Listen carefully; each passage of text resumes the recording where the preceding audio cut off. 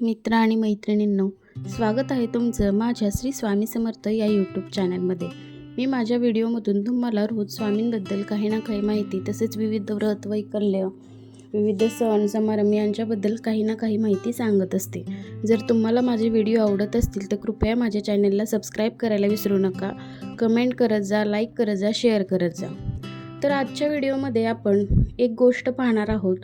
त्या गोष्टीचं नाव आहे गोष्ट भुकेची। बघा, स्वतः अनुभवलेली गोष्ट आहे मी, त्यामुळे तुमच्यासोबत शेअर करते। आमच्या बिल्डिंगमध्ये एक काकू येतात रोज सकाळी कचरा गोळा करायसाठी।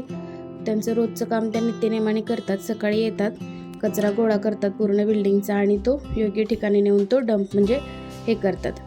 आज खाली चालले होते, त्यावेळेस त्यांच्यासोबत त्यांचा एक 5 वर्षाचा मुलगा त्यांच्यासोबत आला होता आणि आमच्या बिल्डिंगच्या पार्किंगमध्ये खाली अनेक मुलं खेळत होते।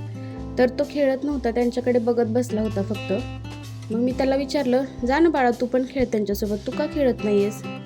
तर त्याने फक्त माझ्याकडे बघितलं आणि नंतर मी काय बोलले ह्याच्याकडे लक्ष दिलं नाही। त्याने अनेक चुकवल्यासारखं केलं आणि परत त्या मुलांकडे बघत राहिला। मी आणखी एकदा विचारलं, जा ना बाळा, तू पण खेळ त्यांच्यासोबत, तू का खेळत नाही आहेस त्यांच्यासोबत?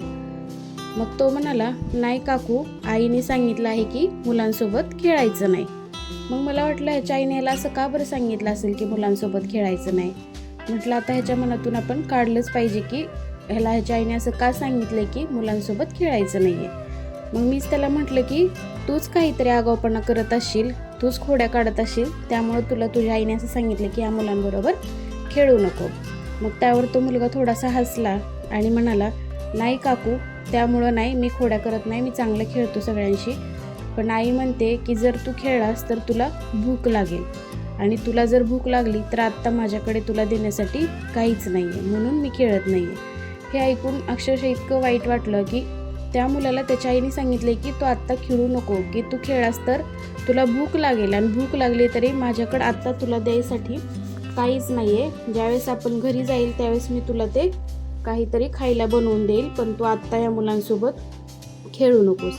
हे ऐकून इतकं जर वाईट वाटलं ना मनाला की आपल्याकडे किती आहे ना, आपण उगाचच हे करतो की हे नाही आहे ते नाही आहे आणि एखाद्याकडे काहीच नसतं, पण त्यांची बघा ना किती म्हणजे विचार हे असतात की त्याच्या आईने त्याला सांगितले की तू आत्ता तिथे खेळू नको, तुला जर भूक लागली तरी माझ्याकडे द्यायला काहीच नाही आहे, आपण घरी गेल्यावर मी तुला काहीतरी बनवून देईल, मग तू खा।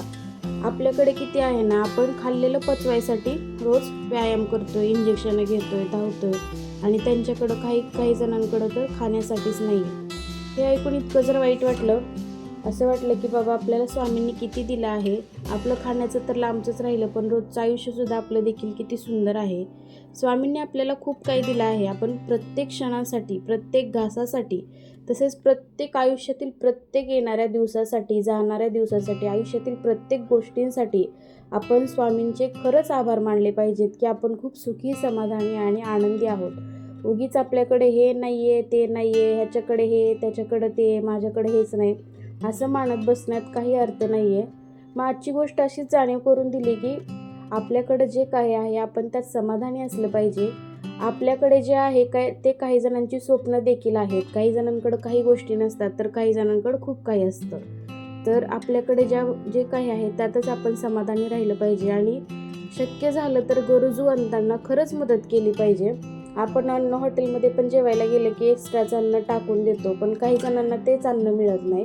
तर असं न करता तुम्ही कधीतरी एक वेळेस तरी कुठल्याही गरजू व्यक्तीला अन्नाची, पाण्याची मदत केली तर उत्तमच। त्यामुळे अन्नाची कधी नासाडी करू नये, आपल्याकडे जे काही आहे त्यात समाधानी असावं। तर आजच्या व्हिडिओमधून आपल्याला हा संदेश मिळाला की स्वामींनी आपल्याला खूप काही दिलं आहे। प्रत्येक क्षणासाठी, घासासाठी आपण खरंच स्वामींचे आभार मानले पाहिजेत आणि त्यांच्या विचारांवर चाललं पाहिजे। कसा वाटला आजचा व्हिडिओ? आवडला असेल तर कृपया चॅनलला सबस्क्राईब करा, लाईक करा, शेअर करा। श्री स्वामी समर्थ। धन्यवाद।